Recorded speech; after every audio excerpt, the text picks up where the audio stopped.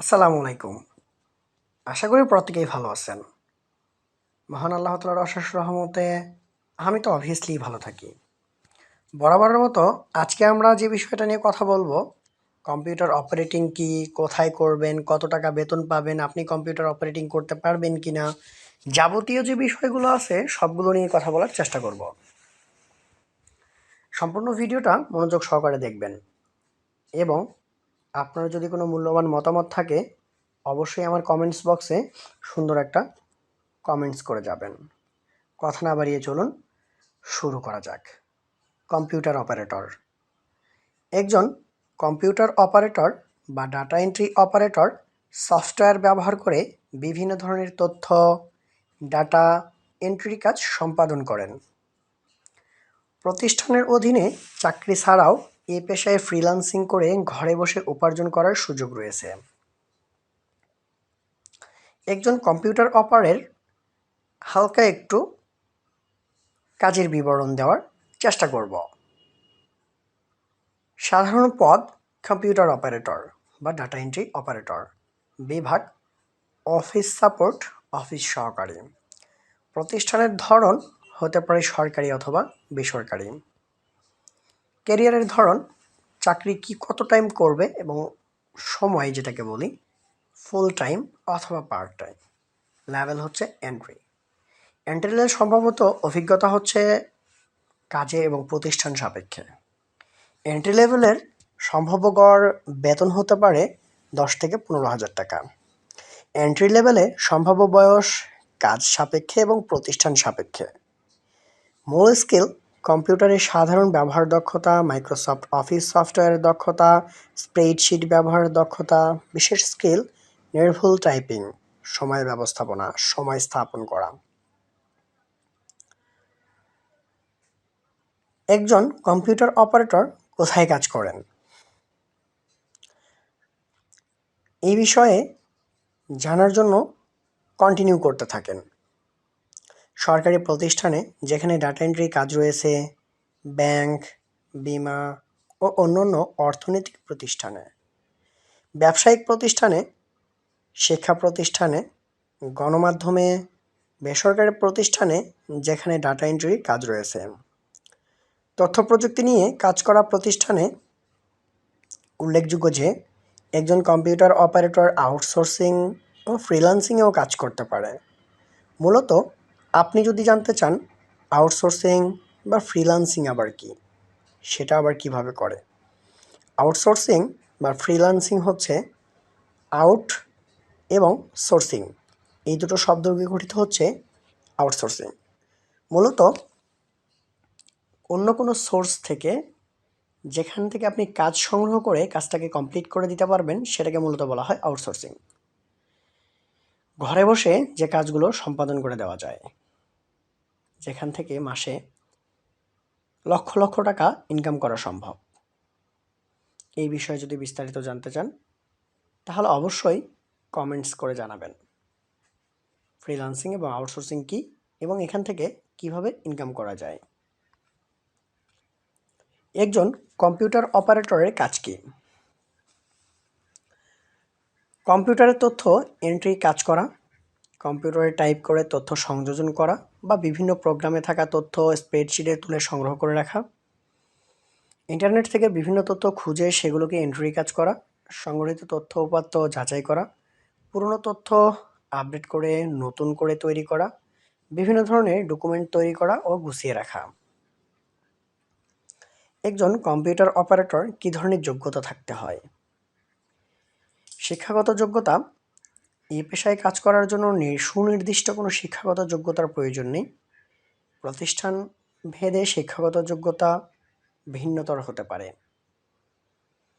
তবে নিম্ন মাধ্যমিক বা ন্যূনতম উচ্চ মাধ্যমিক পাশ করা এবং কম্পিউটার ও ইন্টারনেট ব্যবহার সম্পর্কে ভালো জ্ঞান থাকতে হবে।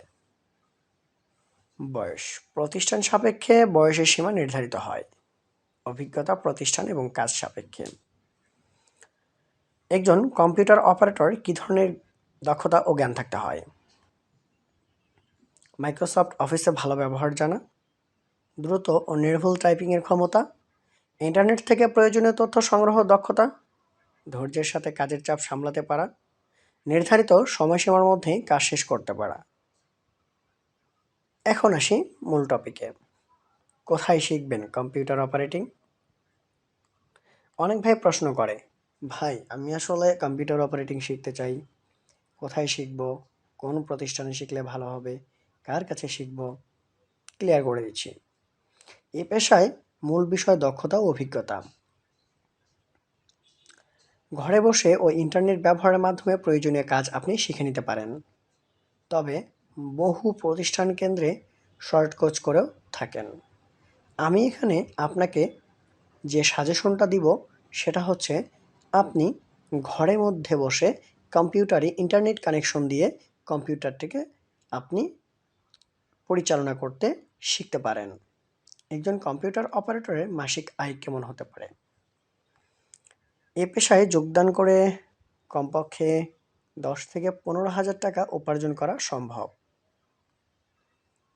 এছাড়া অনলাইন মার্কেটপ্লেস, ফ্রিল্যান্সিং করে কাজের ধরন ও আগ্রহ অনুযায়ী বা গ্রাহকের উপর ভিত্তি করে পরিমাণ আরও বেশি হতে পারে। অভিজ্ঞতা যত বাড়বে এ পেশায় আয়ের সুযোগও তত বাড়বে।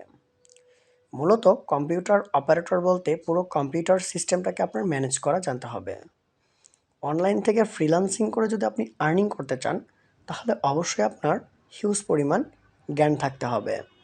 কেননা আপনি একটা বিষয়ের উপরে যদি জ্ঞান অর্জন করে অনলাইন থেকে টাকা আর্নিং করতে চান, তাহলে আপনার জন্য অনলাইন কখনোই নয়। প্রত্যেকটা বিষয়ে খুঁটিনাটি অন্ততপক্ষে আপনার 60% জ্ঞান থাকতে হবে প্রত্যেকটা বিষয়ে।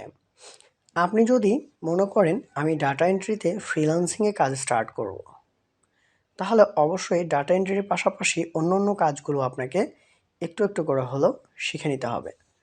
কেননা যখনই আপনি একটু একটু করে অন্য কাজগুলো শিখে নেবেন, তখন বায়ার যদি অন্য কোনো কাজ আপনাকে সাবমিট করে, আপনি সেগুলো করে দিতে পারবেন। আমি যদি উদাহরণস্বরূপ আপনাকে বোঝাতে চাই, তাহলে আমাদের গ্রাম অঞ্চলে আপনি একটা সুনির্দিষ্ট কাজ জানেন, যেটার উপরে ভিত্তি করে আপনি অন্য একটা এলাকায় গিয়ে কাজ করবেন। তাহলে অবশ্যই অন্য এলাকার মানুষ আপনাকে সেই একটি সুনির্দিষ্ট কাজের জন্যই দাম দেবে। কিন্তু অন্য কোনো কাজের জন্য আপনাকে কোনো দাম দেওয়া হবে না। সেক্ষেত্রে অবশ্যই নির্ভুলভাবে আপনাকে অন্য কোনো কাজও এর সাথে শিখতে হবে।